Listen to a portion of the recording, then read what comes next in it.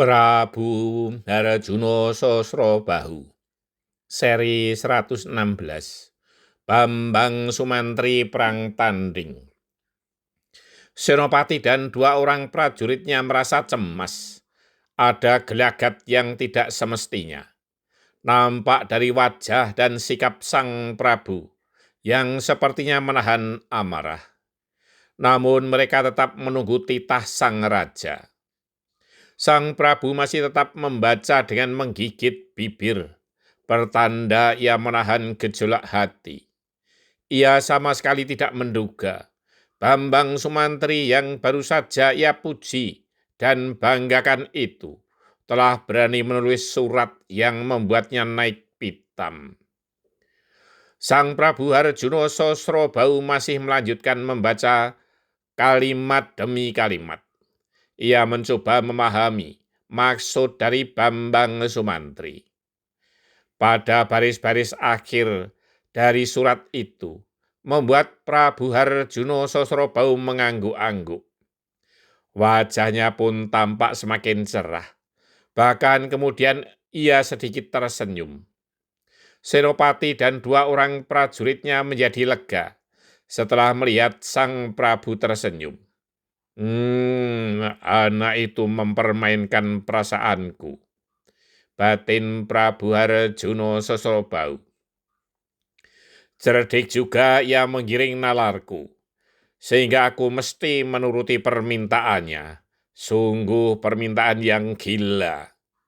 Namun ada benarnya juga. Batin Prabu Harjuno Sosrobahu. Halaman terakhir itu yang beberapa kali diulang dibaca oleh sang Prabu Harjuno Sosrobahu agar ia tidak salah paham. Inilah halaman terakhir dari surat Bambang Sumantri tersebut. Baginda Raja yang mulia, maafkan hambamu yang lancang ini, telah berani mengutarakan niat hamba. Namun hamba berharap, sang Prabu percaya bahwa hamba sama sekali tidak menginginkan tahta.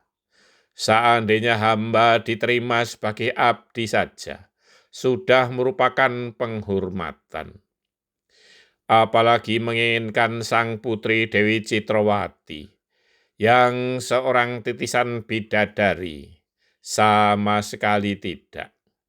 Hamba sendiri telah bersumpah untuk hidup wadat atau selibat, tidak menikah. Hamba tahu dari ayahanda kami, Resi Swandagni, bahwa sang Prabu adalah seorang yang sangat sakti mandraguna. Tidak ada titah di Mayapada ini yang mampu menandingi kesaktian Paduka. Bapak Resi Swandagni pun tidak. Apalagi hambamu ini.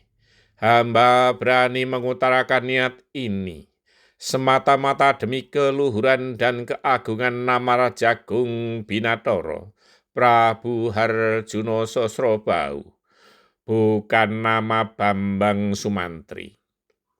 Selama ini, para Raja Sewu Negeri mengeluk-elukan nama Bambang Sumantri. Karena hamba memang mengalahkan mereka. Yang hamba inginkan adalah agar semua raja dan prajuritnya tahu bahwa sang Prabu Harjuno Sosrobahu jauh lebih sakti dari seorang Bambang Sumantri. Dengan demikian, mereka akan semakin hormat kepada Paduka Sang Raja Agung Binatoro, Prabu Harjuno Sosrobahu, bukan kepada Bambang Sumantri. Dan mereka tidak akan ragu lagi untuk berlindung kepada Paduka dan negeri Mahespati. Hanya dengan cara mengabulkan permohonan hambamu ini, para raja dan para prajuritnya, serta para pendekar itu mengetahui betapa sakti mandragunanya Raja Mahespati itu. Jauh dari rasa pongah dan jumawa, jika hamba mengutarakan niat tersebut, sekali lagi hamba haturkan Semua itu demi keluhuran nama Sang Raja Agung Binathara Prabu Harjuno Sosrobau, Raja Negeri Besar Mahespati.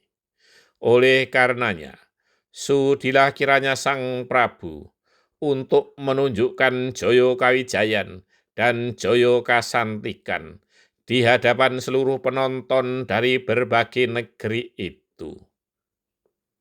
Namun, jika permohonan ini dipandang tidak pantas dan hambamu ini dianggap bersalah, hamba bersedia menerima hukuman apapun.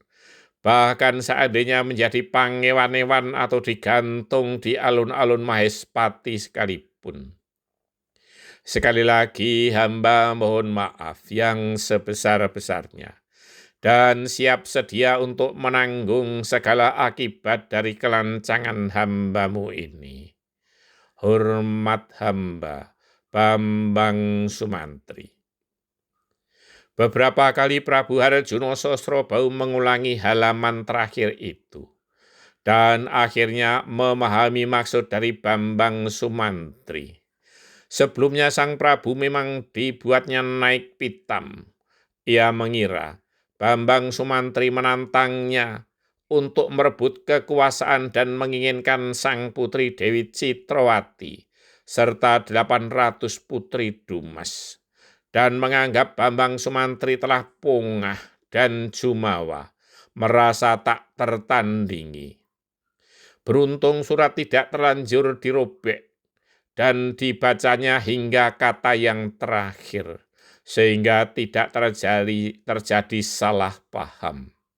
Bersambung.